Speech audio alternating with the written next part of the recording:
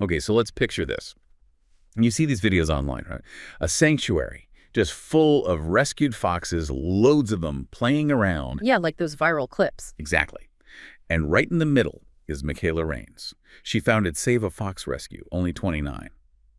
And online, she just looks so happy, surrounded by these animals, dedicated, Absolutely. That public image, it was incredibly powerful. These TikToks, YouTube videos, they show these really heartwarming moments with her and the foxes. millions of people watching. It really crafted this picture of a life just full of joy and purpose. Yeah. Almost seemed too good to be true sometimes. And well, that's where this deep dive really starts. Yeah. Because underneath that surface, that seemingly idyllic picture, the reality was starkly different. It sounds devastating, actually. Oh, so. Well, our sources, they reveal that despite looking so passionate and happy, Mikayla was dealing with some really intense personal struggles. Okay. And these weren't just, everyday stresses. They were made so much worse by just relentless online negativity. Mhm. We're talking false rumors, constant pressure. Yeah, and for several months, it seems she was targeted by really severe digital bullying, just this constant stream of attacks, harassment, people twisting things. It apparently felt like there was no escape.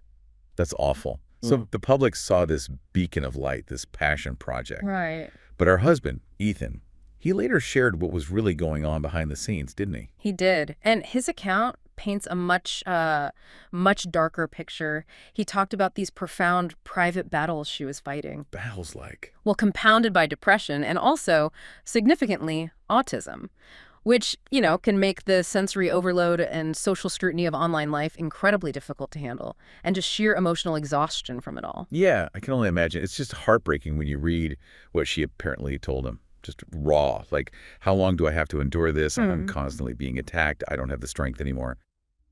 It really shows the toll, doesn't it? The weight of that online hate on her mental health. It absolutely does. And what's really striking, I think, is how her story forces us to look at the digital world we live in.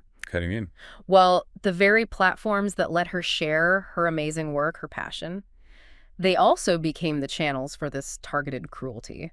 It's a really stark reminder. A reminder That while we, celebrate people doing good things, public service, helping animals, we don't often think about how vulnerable that can make someone. Right, putting yourself out there. Exactly. Someone dedicated to helping others can become an easier target, ironically. That selfless act becomes a kind of double-edged sword. So the online community that seems supportive can actually turn toxic. It can. And that feeling of connection online, that intimacy, can make targeted attacks feel so much worse, so much more personal, especially if you're already in the public eye. It really makes you wonder, doesn't it? How many other people out there, looking like they're living the dream, are fighting these kinds of invisible battles, made worse by all the public pressure? This deep dive into Mikayla's story, it feels like a real call for more empathy. And not just within the animal rescue world, but way beyond that. Definitely. It's about maybe trying to be a bit kinder to strangers day to day. And maybe especially kinder to those people who look the strongest on the outside. Because that strength can mask a lot of vulnerability. Precisely. It's easy to assume someone doing good work is resilient, tough. But even people we admire, people on pedestals, they might be struggling silently. They need support too. Which brings us to a really important question, I think, for you listening right now.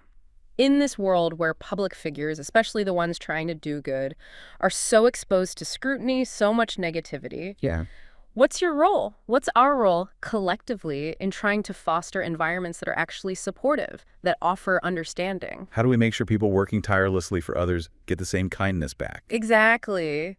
Especially when they seem invincible. It's something to think about, isn't it? As you go about your own interactions, online and off, how can you contribute to that support?